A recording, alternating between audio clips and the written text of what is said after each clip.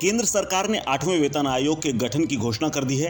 हालांकि अभी कर्मचारी संगठन अन्य तमाम लोग अभी भी टर्म ऑफ रेफरेंस के इंतजार में हैं। स्टाफ गाइड के राष्ट्रीय परिषद यानी JCM के सदस्य और अखिल भारतीय रक्षा कर्मचारी महासंघ AIDIF के महासचिव समेत तमाम लोगों का कहना है कि सरकार को बड़ा दिल दिखाना होगा। अभी 53% तक महंगाई भत्ता दर यानी DA मिल रहा है। 8वें वेतन आयोग की सिफारिशें 1 जनवरी 2026 से लागू होंगी, यानी अगले साल से वेतन रिवाइज होंगे। आपको बता दें, ये तब तक संभव है जब DA की दर 60% या उससे अधिक हो जाए। अभी तक सरकार डॉक्टर एक्रायड फॉर्मूले के आधार पर वेतनमान को रिव्यू करती रही है। इस पूरी प्रक्रिया को लेकर के कर्मचारी संघ के संगठनों का कहना है कि सरकार को अब इस फॉर्मूले से आगे बढ़ना होगा। आर्थिक परिस्थितियां तेजी से बदल रही हैं। अगर 8वां वेतन आयोग एक्रायड फॉर्मूले से आगे बढ़कर अपनी सिफारिशें देता है तो देश में न्यूनतम वेतनमान 18,000 से बढ़कर 40,000 रुपए हो सकता है। आपको बता दें कि 7वें वेतन आयोग ने केंद्र सरकार के कर्मचारियों और पेंशनरों की वेतन बढ़ाने के लिए डॉक्टर एक्रायड फॉर्मूले का ही इस्तेमाल करती आ रही है। इस फॉर्मूले के अनुसार सरकारी क्षेत्र की नौकरियों में न्यूनतम वेतन 18,000 रुपए प्रति माह करने की सिफारिश की गई थी। 7वें वेतन आयोग का नेतृत्व करने वाले न्यायमूर्ति AK माथुर ने तब कहा था कि सरकार को वैल्यू इंडेक्स के आधार पर मौजूद आंकड़ों के आधार पर हर साल केंद्रीय कर्मचारियों के वेतनमान की समीक्षा करनी चाहिए।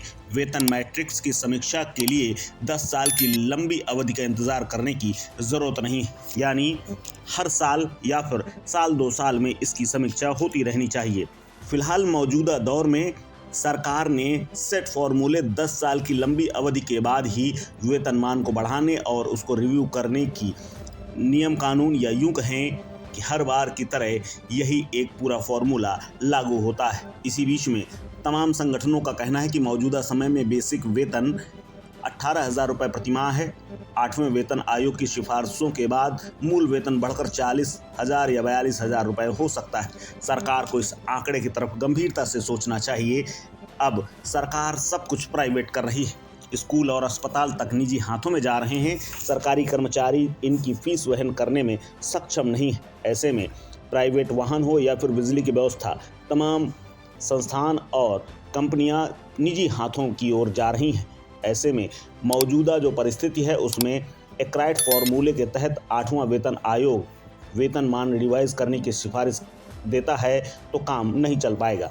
दरअसल एक्रायड फॉर्मूले में रहन सहन यानी रोटी, कपड़ा और मकान के तमाम चीज़ों का ध्यान रखते हुए इस फॉर्मूले का इस्तेमाल किया जाता था। एक्रायड फॉर्मूले की बात करें तो परिवार की महिला को एक फुल यूनिट के तौर पर नहीं गिना जाता था, जबकि एक महिला अधिक काम करती है। ऐसे में क्या 75% यूनिट के हिसाब से भोजन और कपड़ा दिया जाए, ये गणना गलत मानी जाती है।